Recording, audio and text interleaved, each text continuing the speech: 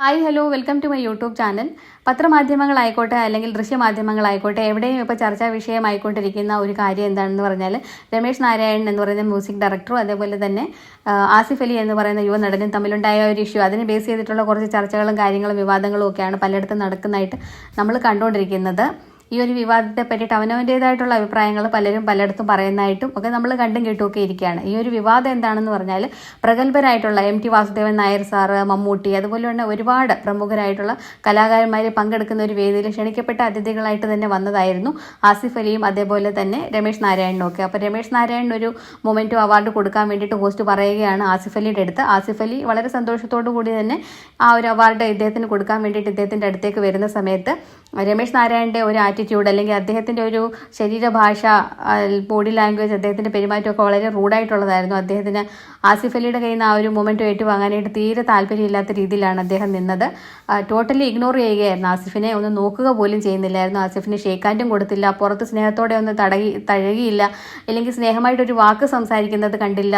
Totally ignore ചെയ്യുന്ന പോലെയാണ് തോന്നിയത്. കാരണം അദ്ദേഹത്തിന് ചിലപ്പോൾ ഭാവം കാണും മനസ്സിൽ, എനിക്ക് ഇവനെ പോലെയുള്ള ഒരു ചെറിയ ഒരു ആർട്ടിസ്റ്റിൻ്റെ കയ്യിൽ നിന്നല്ല ഈ ഒരു അവാർഡ് വാങ്ങേണ്ടത്, ഞാൻ ആഗ്രഹിക്കുന്ന ഒരു വ്യക്തി, അല്ലെ എന്നെക്കാട്ടിലും മുകളിൽ നിൽക്കുന്ന ഒരു വ്യക്തിയാണ് എനിക്ക് അവാർഡ് തരേണ്ടത് എന്നൊക്കെ ആയിരിക്കും ഇദ്ദേഹം ചിലപ്പം ചിന്തിച്ച് കൂട്ടിക്കൊണ്ടിരിക്കുന്നത്.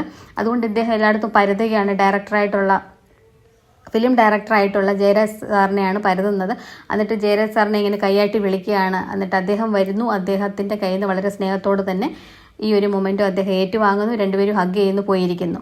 ആ സമയത്ത് ഇതെല്ലാം കണ്ട് എളിഭീനായിട്ടും അതേപോലെ തന്നെ വളരെ അപമാനിതനായിട്ട് നിൽക്കുന്ന ആസിഫ് അലി ഇതൊന്നും പുറത്ത് കാണിക്കാതെ ചെറുപുഞ്ചിരിയോട് കൂടി തിരിച്ച് സീറ്റിൽ പോയിരിക്കുന്നതായിട്ടാണ് നമ്മൾ കണ്ടത്. അപ്പം അവിടെ ഇത്ര അപമാനിക്കപ്പെട്ട ഒരു നിമിഷത്തിലും അല്ലെങ്കിൽ അങ്ങനെ ഒരു സാഹചര്യത്തിലും ആ ഒരു സിറ്റുവേഷനെ നല്ല രീതിയിൽ തന്നെയാണ് ഹാൻഡിൽ ചെയ്തത് ആസിഫ് അലി. ഇപ്പോഴത്തെ യുവക്കൾക്ക് അല്ലെ യുവ നടന്മാർക്കൊക്കെ വളരെ പെട്ടെന്നാണ് ദേഷ്യം വരുന്നത്. അവരുടെ ആ മുഖത്തെങ്കിലും ആ ഒരു ഭാവവ്യത്യാസമൊക്കെ കാണാൻ പറ്റും. പക്ഷേ ആസിഫ് അലി അങ്ങനെയൊന്നും ചെയ്തില്ല. അദ്ദേഹത്തിന് കൊടുക്കേണ്ട ആ ഒരു റെസ്പെക്റ്റ് കൊടുത്തുകൊണ്ട് തന്നെ സ്വയം അങ്ങ് ഒതുങ്ങി, സ്വയം ഇളിഭ്യനായെങ്കിലും ഇല്ലെങ്കിൽ അപമാനിക്കപ്പെട്ടെങ്കിലും അതൊന്നും പുറത്ത് കാണിക്കാതെ ചെറുപുഞ്ചിരിയോട് കൂടി തന്നെ ആ ഒരു കാര്യം വലിയ ഒരു ഇഷ്യൂ ആക്കാതെ അദ്ദേഹം പോയി മാറിയിരിക്കുന്ന കണ്ടപ്പം സോഷ്യൽ മീഡിയ ആയാലും എല്ലാവരും, കേരളീയർ മുഴുവൻ അദ്ദേഹത്തിനെ പ്രശംസിക്കാനും കൈയടിക്കാനും അതുപോലെ തന്നെ അഭിനന്ദിക്കാനും മറന്നില്ല. അത് തീർച്ചയായിട്ടും അഭിനന്ദനം അർഹിക്കുന്ന ഒരു പ്രവൃത്തി തന്നെയാണ് അദ്ദേഹത്തിൻ്റെ ഭാഗത്തു നിന്നുണ്ടായത്. കാരണം അത്രയ്ക്കും റൂഡായിട്ടും അത്രയ്ക്കും വൃത്തികെട്ട രീതിയിലുള്ള ഒരു ബോഡി ലാംഗ്വേജും പെരുമാറ്റവും ഒക്കെ ആയിരുന്നു രമേശ് നാരായണൻ്റെ ഭാഗത്തു നിന്നുണ്ടായത്. അപ്പം അതുകൊണ്ട് തന്നെയാണ് ആസിഫ് അലിക്ക് ഇത്രയധികം പ്രശംസയും കാര്യങ്ങളും അഭിനന്ദനവും ഒക്കെ കിട്ടുന്നത്. അതിന് അദ്ദേഹം അർഹനാണ്. അതേപോലെ തന്നെ ഈ രമേശ് നാരായണൻ എന്ന് പറയുന്ന വ്യക്തിക്കെതിരെ ഒരുപാട് വിമർശനങ്ങളും കാര്യങ്ങളും ഒക്കെ നടക്കുന്നുണ്ട്. അതിന് അദ്ദേഹവും അർഹനാണ്. കാരണം അദ്ദേഹം ചെയ്ത പ്രവൃത്തി അങ്ങനെ ഒരു വൃത്തികെട്ട പ്രവൃത്തിയായിപ്പോയി. കാരണം കലാകാരന്മാരാണ് സത്യം പറഞ്ഞാൽ കൂടുതലും എളിമയും ഒക്കെ കാണിക്കേണ്ട ആളുകൾ. അവരിൽ നിന്നൊക്കെയാണ് നമ്മളും എളിമയെ പറ്റിയിട്ടും വിനയത്തെ പറ്റിയിട്ടും ഒക്കെ പഠിച്ചുകൊണ്ടിരിക്കുന്നത്. അപ്പം ഇത്രയും എക്സ്പീരിയൻസ് ഉള്ള, ഇത്രയും കഴിവുള്ള, ഇത്രയും പേരൊക്കെ ഉള്ള ഒരു കലാകാരൻ ഇങ്ങനെ ചെയ്യുന്ന സമയത്ത് നമ്മളൊക്കെ പിന്നെ അവരിൽ നിന്ന് എന്താണ് കണ്ടുപഠിക്കേണ്ടത്? അപ്പോൾ രമേശ് നാരായണൻ ചെയ്തത് തീർച്ചയായിട്ടും ഒട്ടും അംഗീകരിക്കാൻ പറ്റാത്ത വളരെ മോശപ്പെട്ട ഒരു പ്രവൃത്തിയായിപ്പോയി. നമ്മളെല്ലാവരും സപ്പോർട്ട് ചെയ്യുന്നത് ആസിഫ് അലിയെ തന്നെയാണ്. ആസിഫ് അലി ആയിരുന്നു ശരി. അദ്ദേഹത്തിന് അത്രയ്ക്കും അപമാനിക്കപ്പെടേണ്ട ഒരു വ്യക്തിയൊന്നുമില്ല. കാരണം ആസിഫ് അലി ആയാലും 15 വർഷം കൊണ്ട് ഫിലിം ഫീൽഡിലുള്ള ഒരു വ്യക്തിയാണ്. വളരെ കഷ്ടപ്പെട്ട് സ്ട്രഗിൾ ചെയ്ത് തന്നെയാണ് ഇവിടെ വരെ എത്തിയത്. ആസിഫ് അലിയെ ഇഷ്ടപ്പെടുന്ന ഒരുപാട് ആളുകളുണ്ട്. അദ്ദേഹത്തിനും ഒരുപാട് ഫോളോവേഴ്സൊക്കെ ഉണ്ട്. അദ്ദേഹത്തിൻ്റെ ഫിലിമിനെയും അദ്ദേഹത്തിൻ്റെ കഥാപാത്രങ്ങളെയും അദ്ദേഹം എന്ന വ്യക്തിയെയും ഇഷ്ടപ്പെടുന്ന ഒരുപാട് ആളുകളൊക്കെ ഉണ്ട്. അദ്ദേഹം എന്ന നല്ല മനുഷ്യനെ ഇഷ്ടപ്പെടുന്ന ആളുകളുണ്ട്. പിന്നെ ഫിലിം ഫീൽഡിൽ വളരെ സ്ട്രഗിൾ ചെയ്ത് ഇവിടം വരെ എത്തി നിൽക്കുന്നത് തന്നെ വലിയൊരു കാര്യമാണ്. പിന്നെ അത്ര ചെറിയൊരു മനുഷ്യനായിട്ടൊന്നും ആസിഫ് അലിയെ നമുക്ക് കണക്കാക്കാൻ പറ്റത്തില്ല. തൻ്റേതായ വ്യക്തിമുദ്രയൊക്കെ പതിപ്പിച്ച ഒരു ആളാണ് ഫിലിം ഫീൽഡിൽ. പിന്നെ ഒരു നെപ്പോക്കിഡൊന്നും അല്ല. അതായത് ഒരു പേരൻസൊക്കെ ഫിലിം ഫീൽഡിൽ ഉണ്ടായിട്ട് അങ്ങനെ വളരെ ഈസി ആയിട്ട് ഫിലിമിലേക്ക് വന്ന ഒരാളൊന്നും അല്ല. അപ്പം വളരെ സ്ട്രഗിൾ ചെയ്ത് തന്നെയാണ് ഇവിടെ വരെ എത്തിയത്. അപ്പം അതിൻ്റേതായിട്ടൊക്കെ ഉള്ള ഒരു ബഹുമാനം നമ്മൾ അദ്ദേഹത്തിന് കൊടുക്കേണ്ട ഒരാവശ്യം ഒക്കെ ഉണ്ട്. ഇപ്പോൾ ആസിഫ് അലിയുടെ കയ്യിൽ നിന്ന് രമേശ് നാരായണൻ ഒരു മൊമെൻറ്റോ വാങ്ങിയെന്ന് പറഞ്ഞിട്ട് ആസിഫ് അലി അവിടെ വലിയവനാകുകയോ രമേശ് നാരായണൻ ചെറുതായി പോവുകയോ ഒന്നും ചെയ്യത്തില്ല. പക്ഷേ രമേശ് നാരായണൻ്റെ ഈ പ്രവൃത്തി കൊണ്ട് രമേശ് നാരായണൻ ഇപ്പം ഒരുപാട് ചെറുതായിട്ട് പോയിട്ടുണ്ട്.